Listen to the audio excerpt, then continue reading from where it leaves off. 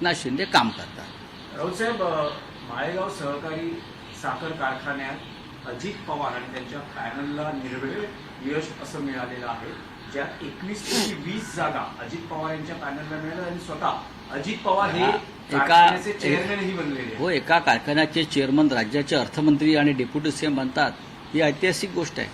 शरद पवारांच्या पॅनलचा पराभव केला बघा की शरद पवारांचा पॅनलचा पराभव किंवा जे तावरे आहेत त्यांचा पॅनलचा पराभव, 500 कोटी रुपयाचं आमिष दाखवलं बागदार खान। हे 500 कोटी रुपये अजित पवार आपल्या खिशातले देत आहेत नाही ना।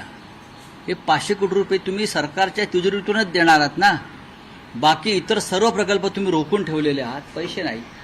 राज्यावर कर्जाचा भार वाढतोय, पण आपल्या एका गावातल्या कारखान्यासाठी ते 500 कोटी रुपये द्यायला तयार आहेत। यालाच साध्या सोप्या भाषेमध्ये सरकारी पैशाचा अपव्यय आणि भ्रष्टाचार म्हणतात। बोले आपका क्या है? एक प्रश्न आहे, भास्कर जाधवांसंदर्भातला प्रश्न आहे की भास्कर जाधव सतत अलीकडे जी विधानं करतात, आजही त्यांचं स्टेटस आहे ते असं म्हणतात, वेळीच एखाद्या व्यक्तीची किंमत समजून घ्या, वेळ गेल्यावर पश्चाताप करत बसणं वाया आहे।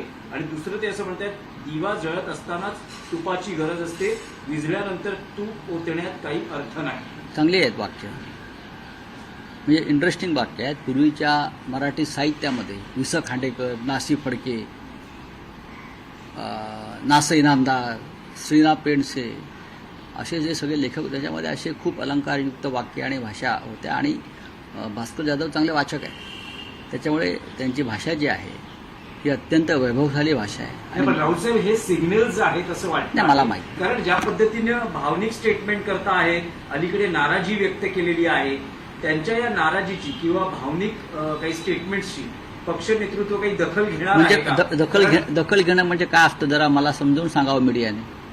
म्हणजे त्यांच्याशी काही संवाद, कारण ते म्हणजे असं काय का असं त्यांच्या भूमिका मांडतात किंवा असं भावनिक का झाले? भूमिका मांडण्यासाठी जी खंत आहे, उद्धव ठाकरेंच्या मंत्रिमंडळात त्यांना स्थान मिळालं नव्हतं, उद्धव ठाकरे यांच्या मंत्रिमंडळामध्ये अनेकांना स्थान मिळालं नाही, सुनील राऊतांना मिळालं नाही, त्यांचा हक्क होता, म्हणून आम्ही रडत बसलो का? नाही, ठीक आहे, पक्षाची भूमिका आहे। सरकार आणण्यासाठी माझं योगदान होतं आमच्या कुटुंबाचं, पण सुनील राऊतांना मंत्रिमंडळात नाही घेतलं।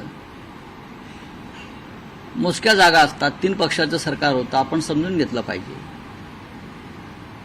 आमच्यापेक्षा विद्वान लोक मंत्रिमंडळात गेले, ते सोडून गेले। चाणाक्ष, हुशार, तडफदार असे लोक होते खूप, त्यांना घेण्याचा पक्षानं निर्णय केला, आम्ही त्या निर्णयात सहभागी होतो सगळे। माझ्याकडे याविषयी चांगली माहिती आहे खरं म्हणजे।